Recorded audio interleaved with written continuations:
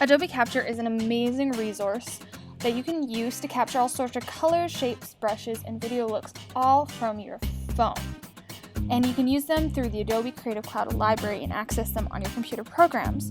So here for colors, I'm using my camera, and the little dots will automatically choose about 5 color points.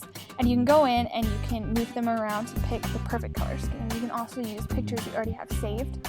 So I'm using this picture just because I really like the colors in it. So I'm selecting my favorite parts and I'm going to save that, name it, and put it in a library. For this, I'm just using my demo library.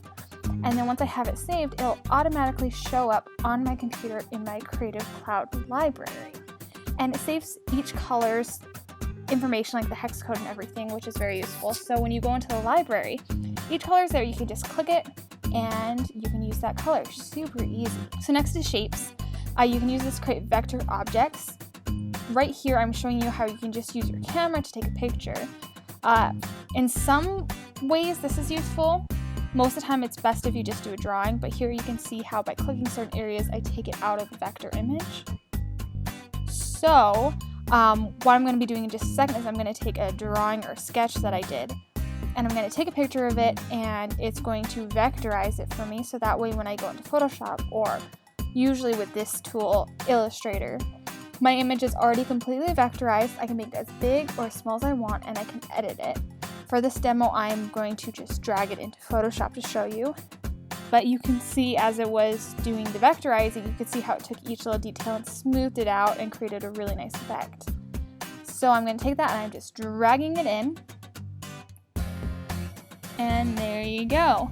And if I was an Illustrator, I could go in and select specific points, but for this, I'm just moving it around. So next is brushes. Just like the other ones, you can use your camera or an image you already have saved. The white grid marks means it's not part of the picture, so it's transparent. So I'm just showing you really quick how you can take a picture of something and it creates a brush where you can use a pattern or you can use it to pull it like a shape. But it's best if you pick something that has minimal texture to it, so I'm using my blanket for that. And there's lots of white grid, so there's lots of transparent spots. So you can see I have the brush right there, and then I can go in and edit it. You can also do this in Photoshop, but it's really nice to be able to do it on your phone. So I'm going to change the crop, I can refine it, I can change the size, the direction, the jitter, all that kind of stuff, just from my phone. There you go. And I'm going to do another one with a picture that I had sketched a little while before. I'm just going to pick a cool shape from it that I really liked, this little square thing. There it is. And you can see, other than the black part, everything is transparent. And so I've created another brush and I edited it on my phone, and now I have that. So going into Photoshop, I can use that along with the colors I already saved and create cool textures, patterns, whatever I need for the current project I'm working on. Next is video looks. It took me a while to figure this one out. Same thing as before, you can use a picture or your camera, and it's going to select multiple colors from the environment. And you can go through and pick which one's your favorite, and you can kind of see live how it will affect each thing. So this one's specifically for video.